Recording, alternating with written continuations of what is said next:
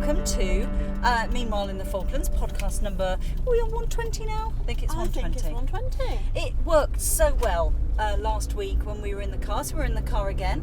But I'll tell you a little bit more about that, listener, in a little while. We're just going to pop into the FITV house because Katharyn was delivered.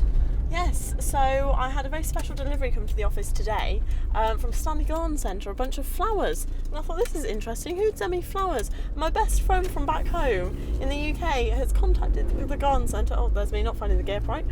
Best friend from back home has sent me flowers for Valentine's Day, which is really sweet. And I can't tell you, listener, unless you've actually been to the Falklands and you know, actually buying fresh flowers is a very rare, is a rarity, because generally they're not around, and I know certainly before COVID, the Stanley growers would bring them in on the you could order them and they'd come in on the Chile flight. But other than that, you'll find that she grew in a garden. Yeah, well, she said this is quite special because don't normally have flowers on Valentine's Day. So yeah, I need to go put them in some water before they die.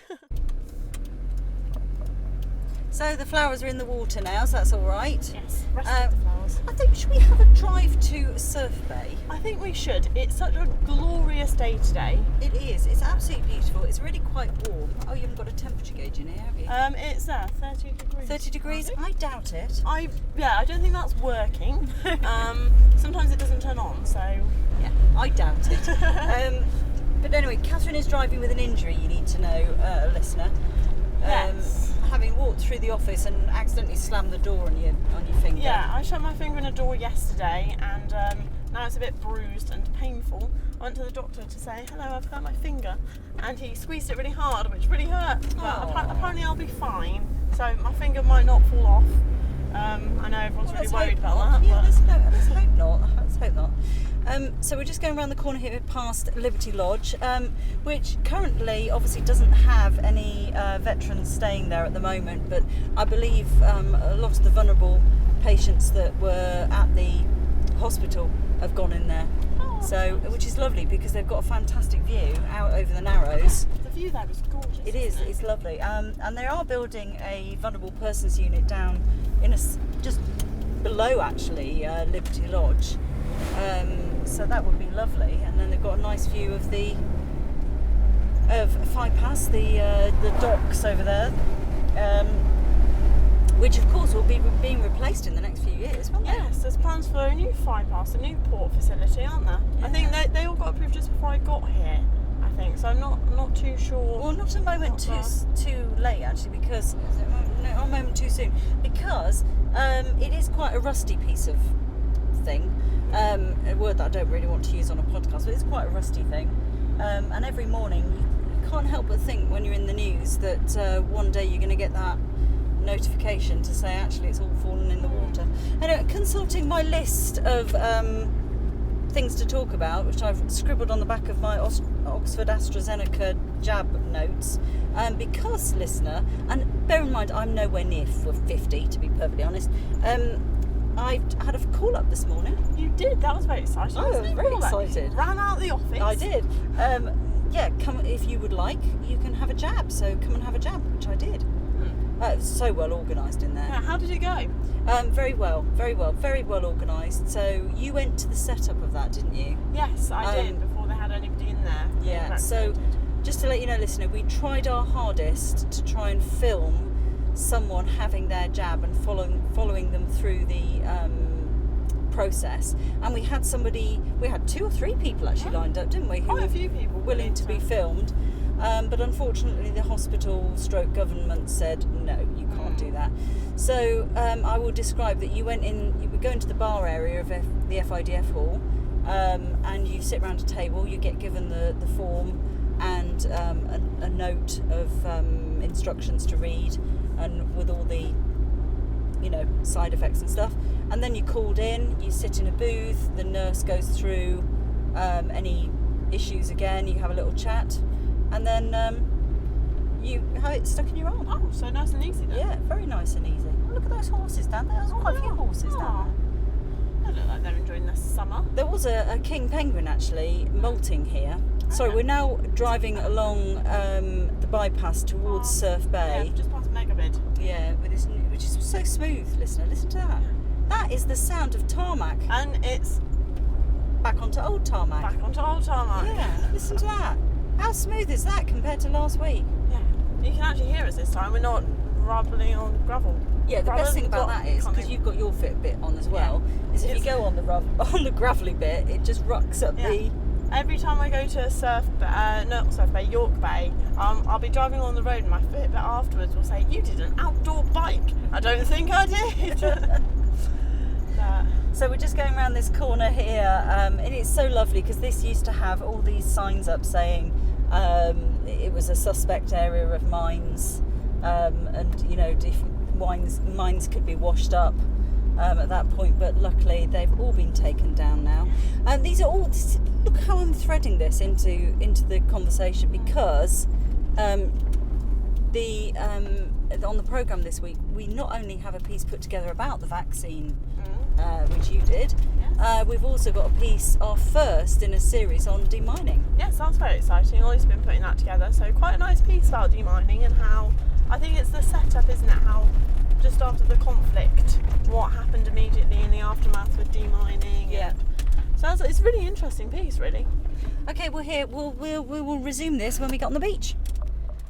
So just taking a little selfie there as we parked up at Surf Bay.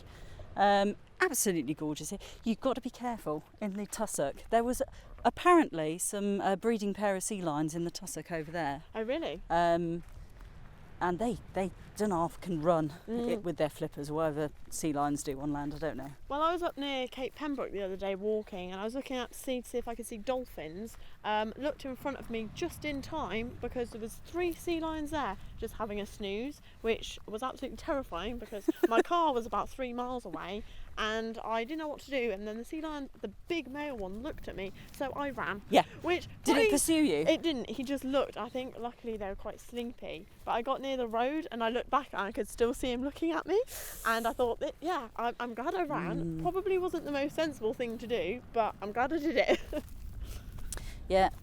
So we're just making our way through the tussock now onto the beach. One of my favourite beaches, actually, this one. Yeah. First one to be demined, apparently, according to Ollie's piece that he put together this week. I didn't realise that. But no, I do like Surf Bay. It's quite easy to get to, and it's just so nice to come here for a quick walk. But what I find is it's always deserted, and I can't work out why. Well, people are at work, aren't they? Oh, well, yeah, I mean... Lucky for us, this is our job. Yay! The king penguins, there were 3 king penguins here that were molting a couple of weeks ago. Looks like they've just now disappeared. Yes, I think they've headed off. And gone off. It's a shame. They could have forged a colony here, couldn't they? That would have been nice, wouldn't it? Listen to that water, eh, listener? Oh, dolphins! 3 dolphins! Oh, well. Sorry, listeners, just hearing me scream dolphins from a distance. Just over there. I'm pointing. For the benefit of the tape, she's pointing. We're just going to take a picture. I hope they come up again. 3 dolphins. Look, Oh, yes. Yeah. This is such a lovely beach. There were some... Actually, let's sit near the sun. There were some orcas that came out. I think a mother and a baby that came out here. Were you out of quarantine by then? I was, but this was when I had my driving lesson.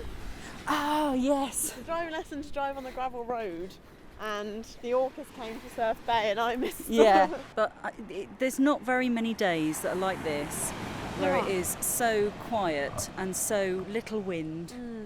Well, it's such a difference from yesterday as well. It was really windy yesterday, and so miserable, just really foggy all day and grey. I woke up this morning, it's just bright sunshine, no wind at all. So Hannah's on a mission, isn't she, to clear out the filing cabinet and go through all the paperwork in the filing cabinet. So she's doing that while we're here. Yes. Ollie's at Saunders Island. Oh, he's going to have the most amazing time. Yes. Yeah, it must be amazing for him, because I don't know that yesterday the weather was a bit grim for him, but it's nice that he's got the sunshine now. Yeah. So it's... Saunders is one of the islands that's got albatross on it that are fairly easy to get to, and several, I can't remember how many species of penguin they've got there, but they've I'm got not quite a entirely few. sure. I'm hopefully going to Saunders at some yeah. point. Yeah, hopefully in April. I still need to arrange it, so I've had to change the dates, but Yeah.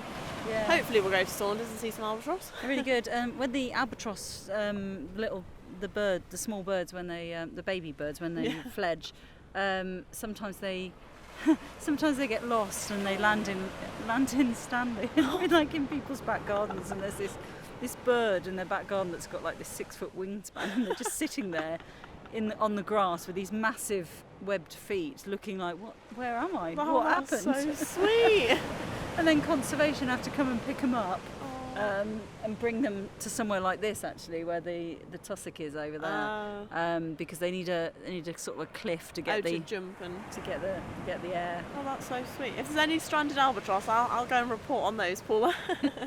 But I don't want to bang on about it, listener. But I can't tell you how great it is today.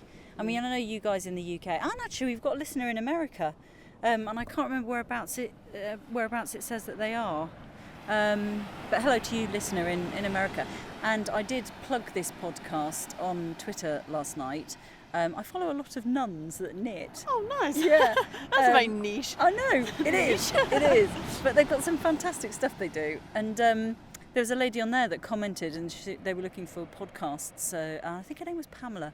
So hello, Pamela, if you're listening. Yes, Pamela, welcome to the Falklands on this nice sunny day. You ought to come here, Pamela. I mean, if you're into knitting and stuff, and this morning, let's all ask ourselves what we were doing at 7:45 this morning. So I was spinning some Falklands wool in my conservatory.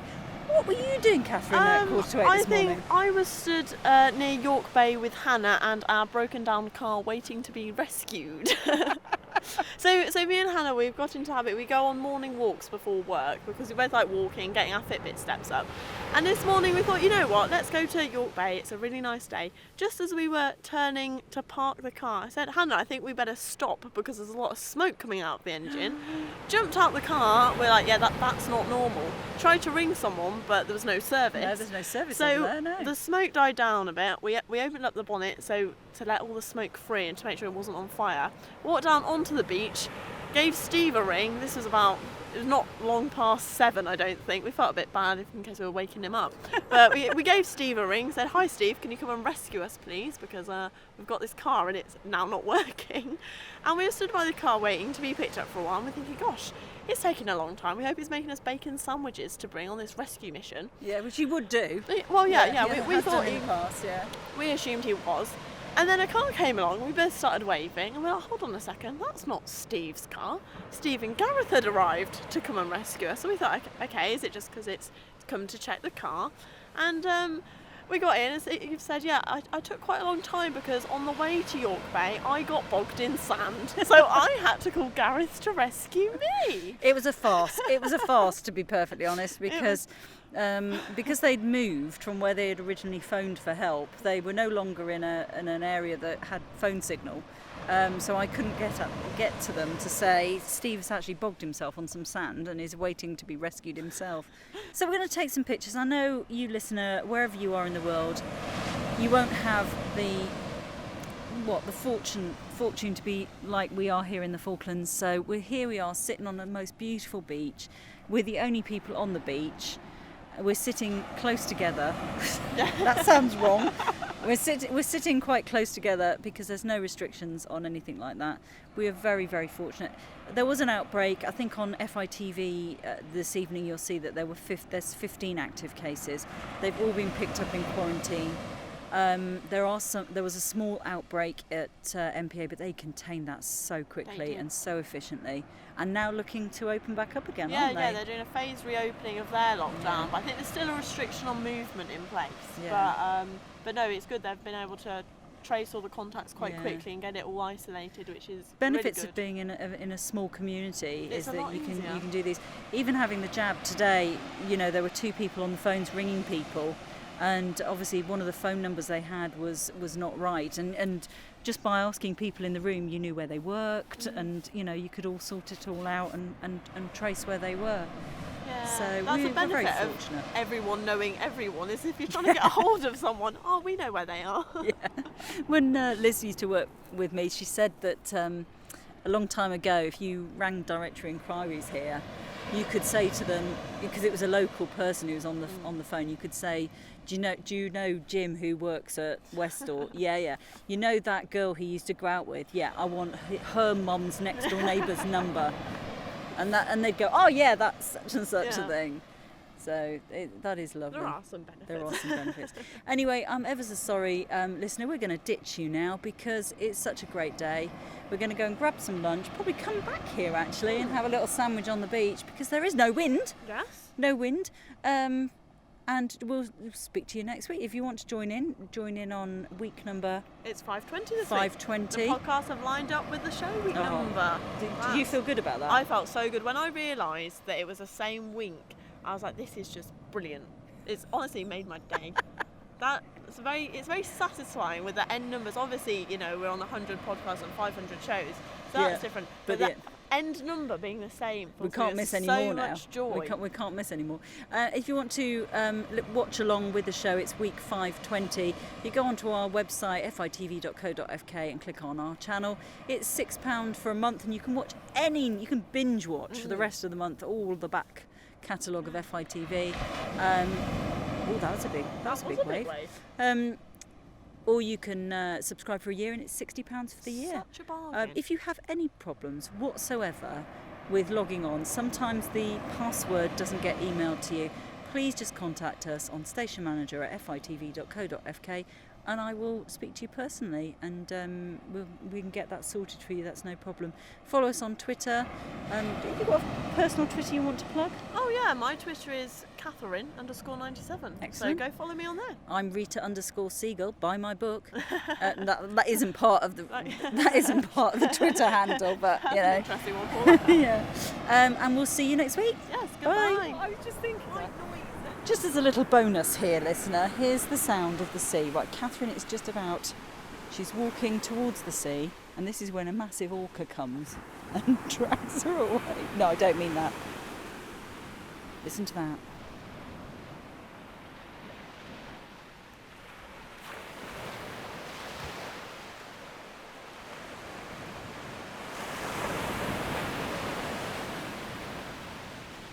Do you think I could record that and sell it?